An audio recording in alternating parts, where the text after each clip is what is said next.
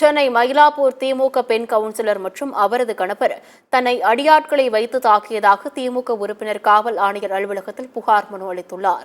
சென்னை மயிலாப்பூர் ஆண்டார் நைனியப்பன் தெரு பகுதியைச் சேர்ந்த ஜெகநாத் என்பவர் அதே பகுதியில் திமுக உறுப்பினராக பணிபுரிந்து வருகிறார்.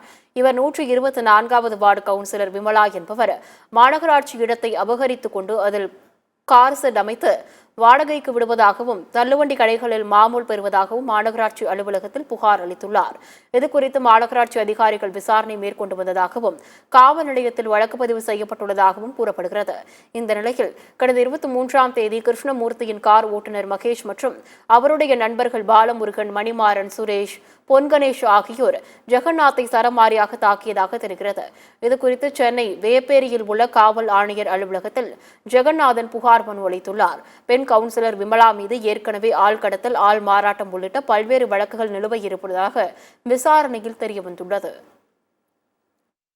திமுக கவுன்சிலர் விமலா மேல ஒரு கார் ஷெட் என்கரேஜ்மெண்ட் கம்ப்ளைண்ட் கொடுத்திருந்த கார்பரேஷனில் முதல்வர் தனிப்பிரிவில் பெட்டிஷன் போட்டிருந்தேன் மொபைல் ஆப்பில்.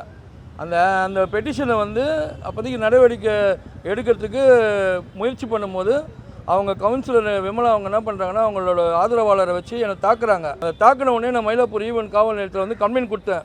கம்ப்ளைண்ட் கொடுத்த உடனே அது பேரில் மே மாதம் 5ஆம் தேதி அவங்க பேரில் 3 செக்ஷனில் எஃப்ஐஆர் போட்டாங்க.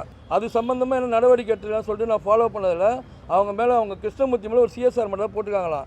ஆக்சுவலாக இந்த இதுக்கு அவங்க நடவடிக்கை எடுக்கலன்றனால இன்றைக்கி நான் கமிஷனர் ஐயா கிட்ட இன்றைக்கி மனு பெட்டிஷன் கொடுத்தேன்.